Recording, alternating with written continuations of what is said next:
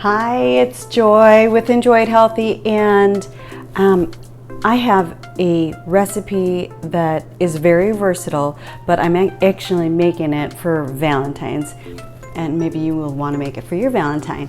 Okay, it's a vegan biscotti recipe, and you can make it however you'd like with whatever add-ins you'd like. I think that chocolate and cherries go really well together, especially for Valentine's Day. So I used Lily's dark chocolate baking chips. They're sweetened with stevia, just to reduce the sugar in there, and also these dried organic cherries. Now, cherries are loaded with nutrition, and when you buy them dried, oftentimes they're dried with sugar just to, make them taste better. These have one ingredient, and they're organic cherries, and that's it. So I highly encourage you to find these. I got these on Amazon, or just look for dried cherries if you want to use dried cherries that are not dried with sugar. Okay? Here's how to make the biscotti. If you like this recipe, give me a thumbs up. And comment below if you have a comment or a question or anything. I will answer it. And subscribe. So if you hit the bell and select all, you'll get notifications whenever I post new videos. Let's start with our dry ingredients. We have 3 cups of my ancient grain flour. And to that, we are going to add a tablespoon of baking powder and a couple pinches of salt and 1 cup of coconut sugar. Okay, and we're going to stir that together. Let's set that aside and let's put together our wet ingredients. Okay, so here I have 2 tablespoons of flax, ground flax.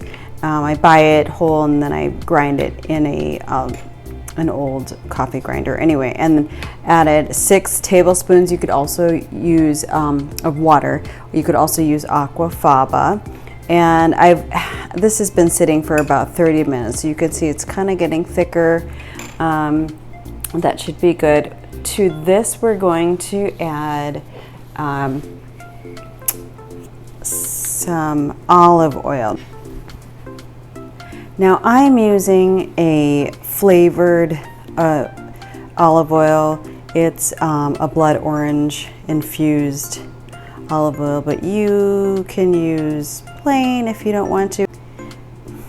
This is just going to add just another layer of flavor to go along with the cherries and chocolate. Okay, so we've got the 2 tablespoons of olive oil and 2 tablespoons of really good quality maple syrup. Okay, I did the olive oil first because then the maple syrup just slides right out. Okay, then let's also do just a splash of vanilla. You can also flavor this by using, you can use different extracts, almond extract or lemon extract or whatever you want, but I thought vanilla was in order here. Time to add the wet to the dry. The other wet ingredient is 1/2 cup of a plant-based milk. I made some almond milk this morning, and that's what I'm using. I'll put that quick recipe below. And I'm going to mix this together till it comes to a little bit of a loose dough, and then I'll kind of knead it with my hands.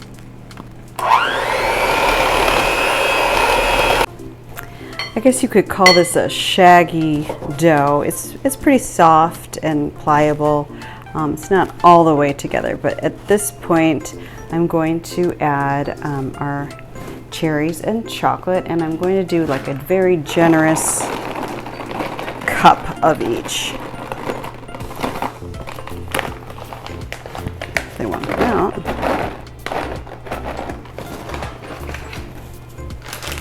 And dark chocolate baking chips.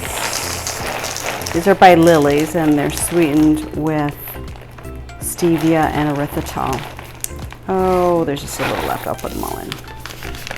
That was not an entire bag. All right, we're just gonna mix this together. And then I'm gonna switch actually to using my hands in a minute.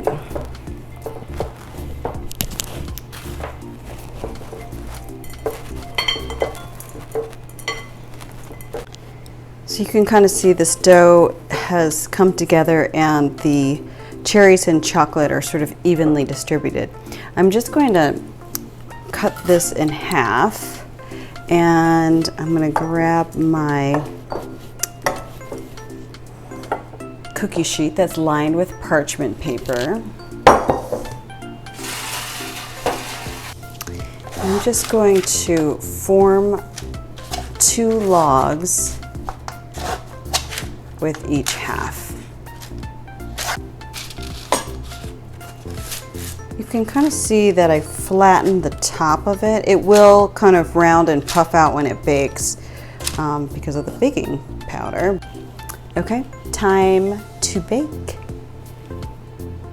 They bake for 15 minutes in a preheated 350-degree oven, and I pull them out and I'm just gonna let them rest and cool down for 15 minutes, a minimum, 15-20 minutes or whatever. And then we'll slice them and bake them. But in the meanwhile, I lowered my oven to 300. So these have been cooling for about 15 minutes, and I'm going to turn this so I can get it. I'm going to carefully lift this one at a time onto my cutting board. And using a serrated knife, I am going to cut them in slices using, a sewing motion. This end piece kind of, gets wasted. So go ahead and eat it. But I'm cutting them into about a half-inch slices. You can leave them just like this. They are healthy and delicious and so cute as they are. But since it is Valentine's, I'm just gonna have a little fun and dress them up just a little bit.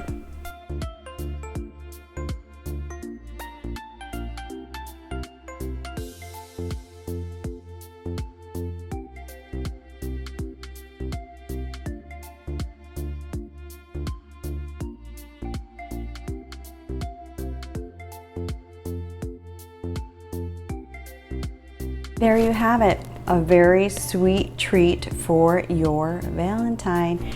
It goes perfectly with a latte. This is the extent of my latte art at the moment, but I want to dig in and try this.